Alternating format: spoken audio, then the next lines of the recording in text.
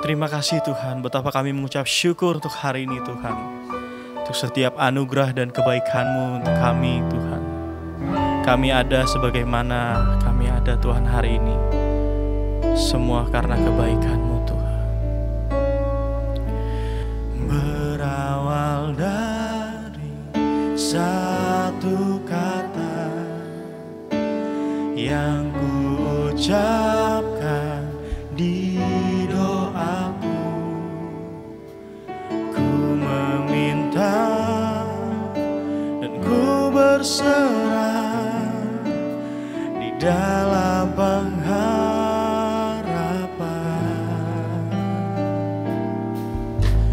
Berawal dari satu doa yang ku persembahkan padamu,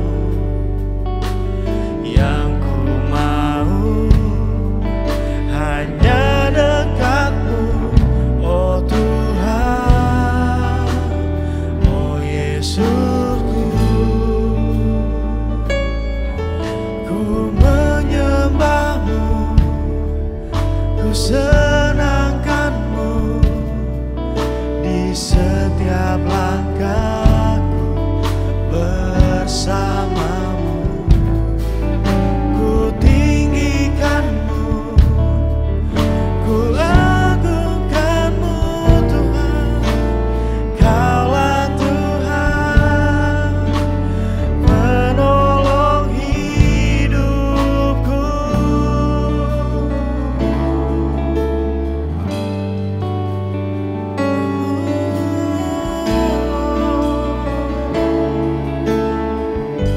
Terima kasih Tuhan. Dan berawal dari satu kata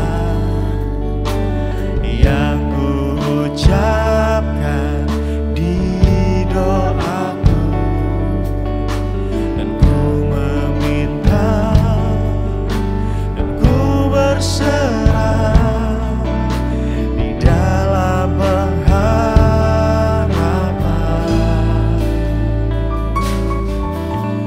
Berawal dari satu doa yang ku persembahkan padamu, yang ku mau hanya dekat-Mu, oh Tuhan, oh Yesusku. Ku menyembah-Mu, ku senangkan-Mu di setiap langkahku bersama-Mu. Ku tinggikan-Mu, ku agungkan-Mu Tuhan. Kaulah Tuhan dan penolong hidupku. Ku menyembah-Mu, ku senangkan-Mu di setiap langkahku bersama-Mu. Ku tinggikan-Mu, ku agungkan-Mu Tuhan. Kaulah Tuhan, penolong hidupku. Dan takkan ku gentar, sebab Kau penolongku, Yesusku. Dan takkan ku takut, sebab Kau sertaku.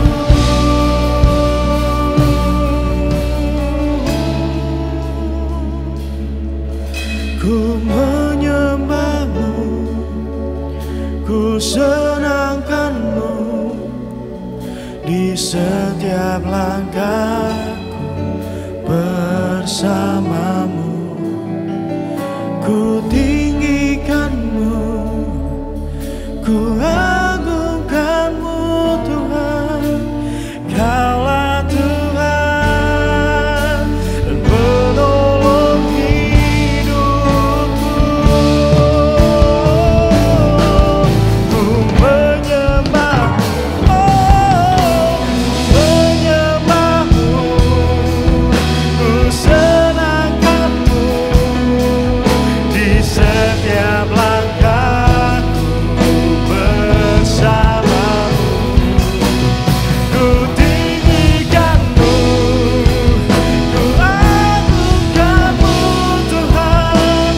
Kaulah Tuhan dan penolong hidupku.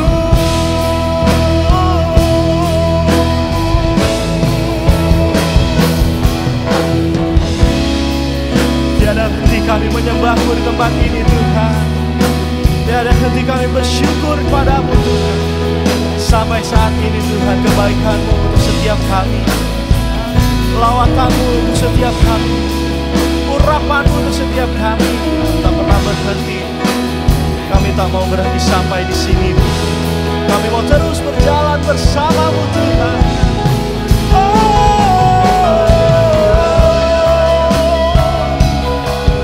Haleluya, terima kasih Tuhan buat anugerah-Mu yang kudus, Tuhan, buat kebaikan-Mu.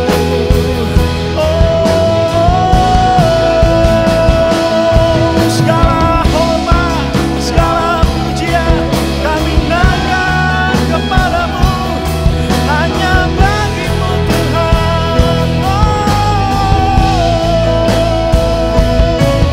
Haleluya, haleluya, terima kasih Tuhan, kami sembah.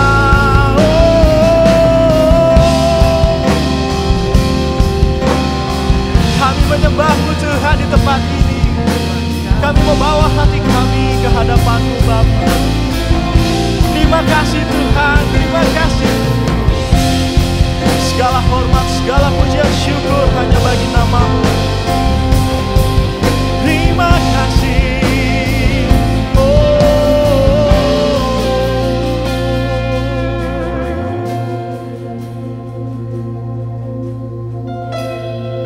I sing praises to your name, oh Lord, praises to your name, oh Lord, for your name is great and greatly to be praised.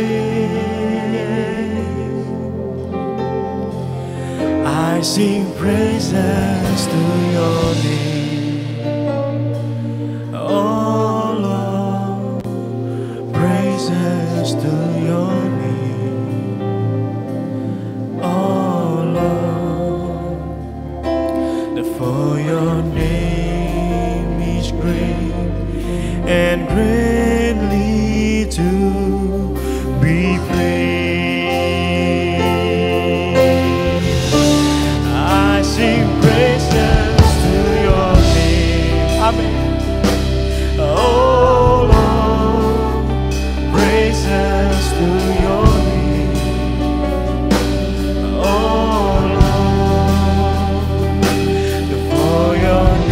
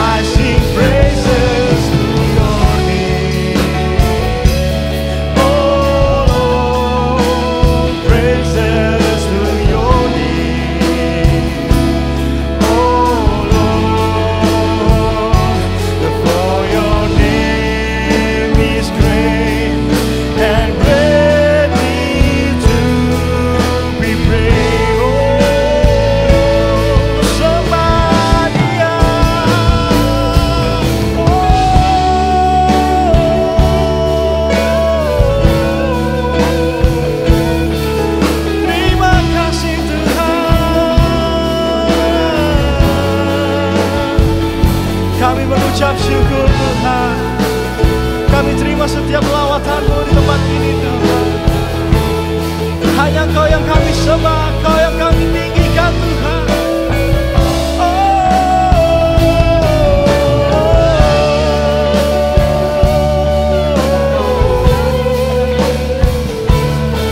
Praise to your name Jesus.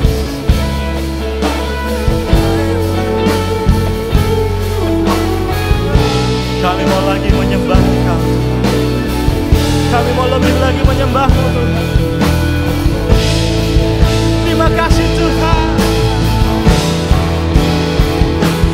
How great is our God. Sing with me, how great is our God. Come on. And all we sing, how great is our God. Lebih sungguh lagi, come on. How great is our God. Sing with me, how great is our God. And all we sing, how great is our God.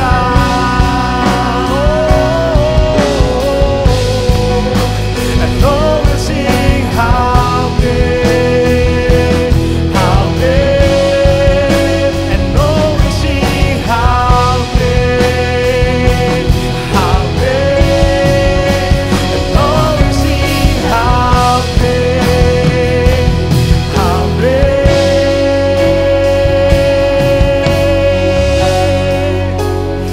is our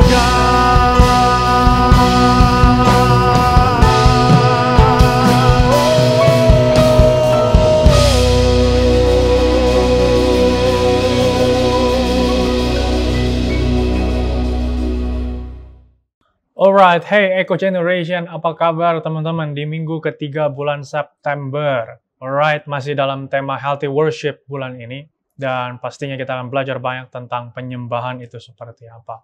Right, hey, tapi sebelum kita mendengarkan firman Tuhan, saya mau kasih informasi bahwa Jumat 23 September, teman-teman semuanya, we're going to be mengadakan Worship Night, right? Kita akan sama-sama menyembah Tuhan di hari Jumat 23 September 2022 jam 7 malam. Ya, di situ nanti ada Kak Frankie Kuncoro dan juga ada Kak Elvis dari Sudirman Worship yang akan memberkati kita semua, melayani kita semua, right? So hey, see you there, ajak temanmu, ajak saudaramu, ajak keluargamu, ajak semuanya yang bisa diajak gitu ya, dan sama-sama kita menyembah Tuhan di Worship Night. It's gonna be amazing pastinya, amin. Dan, hey, mari sama-sama kita tundukkan kepala kita berdoa kepada Tuhan.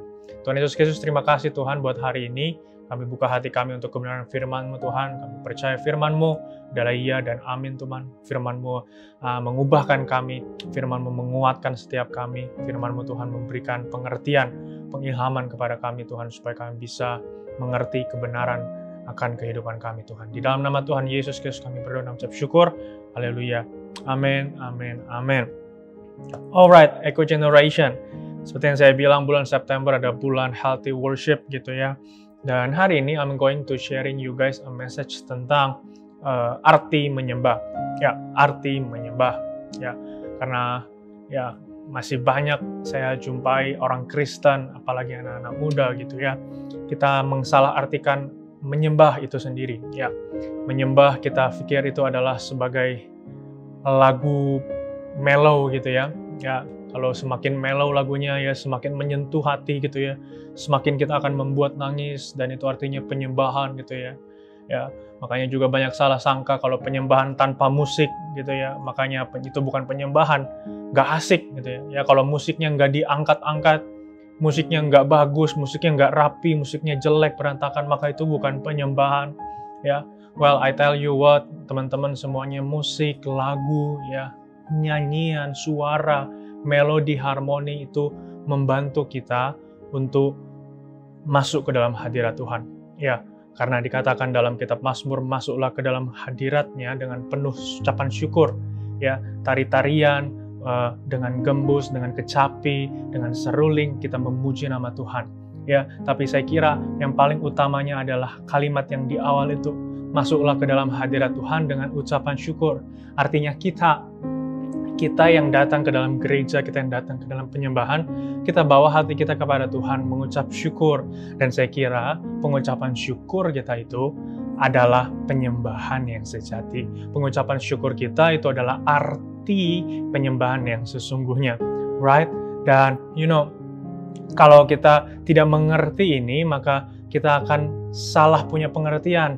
Seperti yang tadi saya bilang, kita mengagungkannya musiknya, kita mengagungkannya siapa WL-nya, ya, kita mengagungkannya lagu apa yang dibawain, ya, kita mengagungkannya melodinya, harmoninya, musiknya, mimbarnya, panggungnya gitu ya, dan lain sebagainya macam. Akhirnya kita jadi salah fokus. Tapi saya kira fokus dari dalam penyembahan adalah kitanya, ya, sebagai umat Tuhan yang datang bersyukur kepada Tuhan Yesus. Bersyukurnya karena apa ya? Karena Tuhan Yesus telah mati di atas kayu salib bagi kita, menyelamatkan setiap dosa-dosa kita. Right? Mari sama-sama kita buka kitab kita dalam Lukas 4 ayat yang ke-8. Ini ayat yang sangat bagus sekali ketika saya sedang merenung gitu ya, apa yang bisa disampaikan tentang penyembahan. Lukas 4 ayat 8 bilang begini, tetapi Yesus berkata kepadanya, ada tertulis, engkau harus menyembah Tuhan Allahmu dan hanya kepada Dia sajalah engkau berbakti. Perhatikan ini baik, ini ayat yang sangat bagus. Ayat ini ceritanya adalah ketika Tuhan Yesus sedang dicobai oleh iblis di tengah padang gurun. Ini adalah ayat yang Tuhan Yesus sendiri alami, Tuhan kita alami, ya, di tengah-tengah pencobaannya melawan iblis. Jadi ini adalah pencobaan kedua, gitu ya. Dia dibawa, cerita Tuhan Yesus dibawa ke tempat yang tinggi, ya, dan dari tempat yang tinggi itu dia bisa melihat dunia, ya, dia bisa melihat dunia dan segala isinya, begitu ya. Lalu iblis bilang begini kepada Tuhan Yesus, kalau kamu sujud menyembah aku, maka aku akan memberikan seluruh dunia ini menjadi milik kamu. Tapi lihat apa yang Tuhan Yesus bilang di sini, apa yang Tuhan kita bilang di sini, engkau harus menyembah Tuhan Allahmu dan hanya kepada Dia sajalah engkau berbakti. Ini menjadi sebuah perenungan yang baik bagi kita semuanya loh teman-teman. Perhatikan ini baik, saya mau bilang begini, iblis, si jahat, si musuh, si lawan kita, si yang tidak baik itu, dia bisa memberikan kepada kita rancangan. Ya, dia bisa memberikan kepada kita kesempatan. Ya, dia bisa memberikan kepada kita pilihan. Sama seperti Tuhan Yesus. Tuhan Yesus bisa memberikan rancangan kepada kita, bisa memberikan kesempatan kepada kita, bisa memberikan pilihan kepada kita. Ya, karena jangan lupa, iblis itu adalah juga malaikat. Malaikat yang ditendang daripada kerajaan surga katanya. Jadi malaikat itu, ya, pribadi itu, dia juga bisa memberikan rancangan bagi kehidupan manusia. Ya, tapi perhatikan ini baik. Tuhan Yesus di dalam pencobaannya, iblis mencobai dia bilang bahwa gini, hey, aku bisa memberikan kepada kamu rancangan. Hey, aku bisa memberikan kepada kamu kesempatan. Hey, aku bisa memberikan kepada kamu pilihan. Tetapi Tuhan Yesus bilang gini, aku nggak mau pilih rancangan kamu. Aku nggak mau ngambil kesempatan kamu. Aku nggak mau mengikuti rancangan kamu. Aku maunya menyembah Tuhan. Dan hanya kepada Dia sajalah aku harus berbakti. Jadi perhatikan ini baik teman-teman. Penyembahan yang sejati, I think ini bukan hanya sekedar liturgi, bukan hanya sekedar religi. Tapi hubungan, penyembahan yang sejati adalah soal hubungan. Relasi. Itu adalah soal relasi. Bukan lagi religi, tetapi relasi, right? Kalau kita nggak mengerti ini, maka kita akan salah dalam memilih rancangan. Kita akan salah dalam mengambil setiap keputusan. Kita akan salah dalam setiap mengambil kesempatan dan pilihan yang ada dalam kehidupan kita. Ingat, si musuh kita bisa juga kasih kesempatan. Tetapi saya kira dari pelajaran ini, Tuhan Yesus memberikan clue kepada kita, memberikan tips kepada kita, untuk supaya kita bisa memiliki kehidupan yang benar, kehidupan yang baik, kehidupan yang menyembah Tuhan. Ya adalah memilih Tuhan Allah kita. Katakan amin. Ya, kalau di bulan lalu saya sharing, worship itu artinya adalah worth and ship. Siapa yang paling berharga, worth itu kan artinya berharga, bernilai. maka itu yang harus kita lakukan dalam kehidupan kita sebagai seorang penyembah. Kita harus ngerti, kita harus tahu siapa yang paling berharga dalam kehidupan kita, karena worship itu adalah worship, siapa yang paling berharga bagi kehidupan kita. Right, sekarang apa artinya menyembah? Tadi saya sudah bilang bernyanyi, musik, lagu, bahkan ibadah itu adalah bukan menyembah. Ya, ada lagi yang bilang bahwa, oh kalau saya menangis, ya ada pujian, ada lagu yang menyentuh dan saya menangis, maka itu adalah penyembahan. Ya, saya mau bilang kalau orang yang memang lagi banyak masalah, ya memang kita akan nangis terus begitu ya. Kalau orang yang memang lagi banyak pergumulan, ya pasti kita akan nangis terus kan gitu ya. Ya. Atau lagi yang bilang merinding. Wah, kalau nggak bikin saya merinding, maka itu nggak ada hadirat Tuhan katanya. Ya, kalau saya nggak merinding gitu ya, bulu kuduk saya naik gitu ya, tangan saya gemetar-gemetar gitu ya, maka itu bukan penyembahan. Tuhan nggak ada di sana. Tuhan nggak hadir dalam gereja itu. Tuhan nggak hadir dalam penyembahan itu. Ya, teman-teman, saya juga mau bilang bahwa kalau kita nilai penyembahan dari merinding-merinding, maka kita ke kuburan gitu ya. Kita pergi malam-malam ke kuburan gitu ya. Ya kita juga akan merinding kan gitu. Jangan ke kuburan ya. Kita kencing bangun malam-malam, lupa nyalain lampu aja kita udah merinding. Betul? Kita pergi ke kamar mandi pas kebetulan, lampu mati, listrik mati begitu kan. Kita merinding. Right? Tapi coba lihat apakah merinding akhirnya menjadi sebuah nilai daripada penyembahan. Apakah menangis juga akhirnya menjadi sebuah nilai daripada penyembahan. Right? Saya mau bilang bahwa penyembahan yang sejati. Right? Saya mau bilang gini, penyembahan yang sejati itu letaknya bukan di perasaan. Ya. Bukan di pikiran. Ya. Tapi penyembahan yang sejati itu adalah hatinya kita. Right? Kalau hati kita tahu bahwa penyembahan yang sejati adalah hati kita, maka kita akan mulai hati-hati menggunakan hati kita. Ini perhatikan ini baik. Saya mau bilang gini, banyak daripada kita, sebenarnya masalahnya sih nggak seberapa. Sebenarnya sih pencobaannya nggak seberapa, sama seperti Tuhan Yesus dicobai. Sebenarnya sih tantangannya nggak seberapa. Ya. Tapi karena kita rasa-rasa, karena kita perasaan kita main di situ, karena logika kita main di situ, akhirnya masalah yang tadinya kecil, akhirnya semakin besar, semakin besar, semakin besar. Karena ada bumbu perasaan-perasaan di situ. Ya, ada bumbu jengkel-jengkel di situ. Ada bumbu benci-benci di situ. Ada unek-unek di situ. Ada masalah dari dalam diri kita yang belum selesai di situ. Dan akhirnya semakin besarlah masalah itu. Ya, saya kira kalau kita ngerti bahwa penyembahan yang sejati itu adalah hati, maka kita akan hati-hati menggunakan hati kita. Di mana? Di setiap pilihan, di setiap kesempatan, di setiap tantangan, di setiap rancangan yang Tuhan berikan kepada kita. Iya. Jadi jangan lagi mengandalkan perasaan kita. Jangan lagi mengandalkan logika kita. Jangan lagi mengandalkan kekuatan kita sendiri. Amsal 3 ayat 5 bilang bahwa janganlah bersandar kepada pengertian kita sendiri. Ya, serahkanlah kepada Tuhan. Jangan bersandar kepada pengertian kita sendiri. Pikiran dan perasaan kita terbatas. Pikiran dan perasaan kita itu sementara. Tapi pikiran dan perasaan Tuhan adalah kekal. Oleh karena itu kita sama-sama mengandalkan Tuhan hari ini. Right? Jadi bukan perasaan, tapi hati. Ya, hati di sini saya kira juga bukan hati secara fisik. Hati di sini bukan hati secara tubuh, tetapi hati secara jiwa. Hati secara rohani, hati secara roh. Ya, karena manusia terdiri dari tubuh, jiwa, dan roh, begitu ya. Tubuh apa yang kelihatan, tubuh yang di luar, tetapi di dalam diri kita, di dalam tubuh ini ada jiwa dan roh kita. Maka hati di sini berbicara hati bukan yang di tubuh, tetapi hati yang ada di jiwa dan roh kita. Matius 15 ayat 8 sampai 9. Bahasa Indonesia masa kini bilang begini.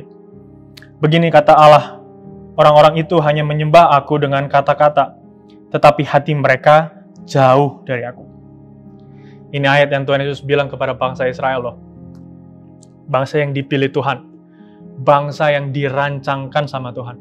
Bangsa yang dikasih kesempatan sama Tuhan untuk bisa menjadi bangsa teladan bagi bangsa-bangsa lainnya. Ya, Tuhan memilih bangsa Israel. Tuhan memilih untuk mengirim Tuhan Yesus Kristus ke tengah-tengah bangsa Israel. Tujuannya apa? Supaya ada kegerakan di sana, supaya ada sebuah movement di sana. Karena adanya anak Allah turun ke dunia itu. Tetapi lihat apa yang bangsa Israel lakukan. Dia menyalibkan Tuhan Yesus. Lihat apa yang bangsa Israel pilih. Dia memilih untuk menyalibkan Yesus. Lihat apa yang bangsa Israel lakukan kepada Tuhan Yesus. Dia memilih untuk membunuh, menyiksa, memfitnah, dan sampai mati di atas kayu salib. Mereka tidak percaya akan kedatangan Tuhan Yesus. Mereka padahal rindu, mereka padahal setiap hari itu berdoa, menanti-nantikan juru selamat Mesias untuk datang. Tapi ketika Bapa di sorga memberikan anaknya yang tunggal Tuhan Yesus, mereka tidak percaya. Mereka bilang itu hanyalah manusia biasa. Mereka bilang itu hanyalah nabi biasa. Mereka bilang Tuhan Yesus itu bukan siapa-siapa. Dan mereka tidak percaya kepada Tuhan Yesus. Ya, makanya Tuhan Yesus bilang bahwa mereka ini menyembah dengan kata-kata. Ya, tetapi jauh daripada aku. Hatinya jauh daripada Tuhan Yesus. Ya, orang Israel, bangsa Israel, mereka bangsa yang sangat pintar. Mereka hafal 5 ayat atau 5 pasal pertama di kitab Kejadian Lama. Kejadian, Keluaran, Imamat, Bilangan, Ulangan, atau disebut dengan Torah. Mereka belajar dari umur ketika mereka muda sekali. Ya, mereka belajar 5 kitab pertama itu. Mereka belajar kitab Taurat itu. Ya, jadi, tapi mereka hanya pintar dengan kata-kata, tetapi perhatikan ini baik hati mereka jauh daripada Tuhan. Selepas daripada bangsa Israel, saya kira juga banyak hamba-hamba Tuhan zaman sekarang. Ya, dia hanya kata-katanya bagus saja. Dia hanya kata-katanya manis saja. Dia hanya kata-katanya pintar saja. Ya, tapi yang di dalam sini hatinya, ya, bobrok di hadapan Tuhan. Hatinya, keinginannya, motivasinya, ya, di dalam tuh, pokoknya di dalam sini itu bobrok sekali. Ya, saya kira hari ini kalau kita ngerti penyembahan sejati, maka kita ngerti siapa yang ada di dalam kita. Ya, siapa yang ada di dalam kita. Saya suka sekali mengingatkan kepada teman-teman, no longer I who live again, but Christ lives in me. It's no I, it's not me, myself, and I lagi, tetapi Tuhan Yesus yang di dalam aku. Perhatikan ini baik, Tuhan Yesus yang di dalam kita. Ya, coba mengerti saja pesan ini. Saya kira kamu akan mengerti bahwa hidupmu adalah hidup penyembahan untuk Tuhan. Kalau Tuhan Yesus di dalam kita, maka yang keluar, pikiran, perasaan, perkataan, tingkah laku adalah Tuhan Yesus Kristus juga pastinya. Amin. Jadi jangan sampai hari ini kita didapati pintar berkata-kata tetapi hati kita jauh daripada Tuhan. Ya. Oleh karena itu, hati-hati menggunakan hati. Ya, hati-hati menggunakan hati. Dan oleh karena itu juga, jangan cuman cari tangannya Tuhan, tapi hatinya Tuhan. Supaya hati kita benar. Supaya kita motivasinya benar. Supaya perasaan kita benar. Supaya kehidupan kita benar. Ya, kenapa? Karena kita carinya hati Tuhan. Bukan tangan Tuhan saja. Ya, kita carinya itu perasaannya Tuhan. Bukan apa yang dia bisa kerjakan saja. Ya, maksudnya apa yang bisa dikerjakan dengan tangannya itu seperti mujizat, berkat, ya, apalagi kesembuhan, kepintaran, kekayaan gitu ya. Pokoknya kalau aku sedang sakit hari ini, aku sembuh. Ya, kalau aku sedang melarat miskin gitu, hari ini aku menjadi kaya. Kalau aku kurang hikmat, aku menjadi pintar. Ya, pokoknya aku semakin diberkati kehidupanku. Menurut saya Tuhan Yesus bisa lakukan, sangat bisa sekali. Itu hal yang sangat gampang bagi Tuhan. Tuhan tinggal memberkati kita, menurunkan tangannya kepada kita, maka kita akan diberkati.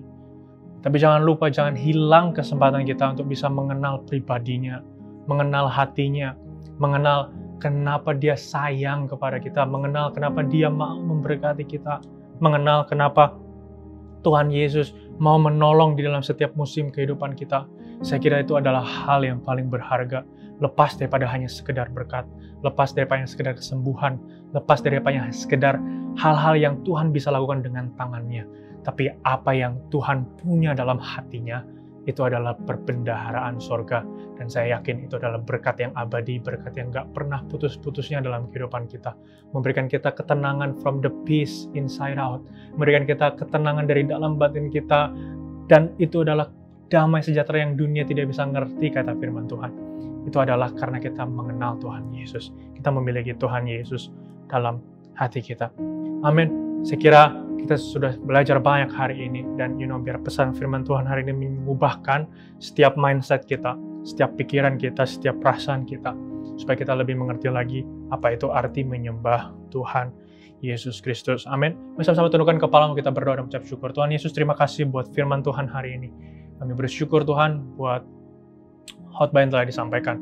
Biar itu berbicara kepada kami, membuka pikiran kami, membuka perasaan kami, supaya kami tidak didapati Tuhan, it's me, myself, and I lagi. Bukan aku lagi Tuhan, tetapi Tuhan Yesus yang ada dalam pikiran dan perasaan aku. Terima kasih ya Tuhan, terima kasih ya Yesus.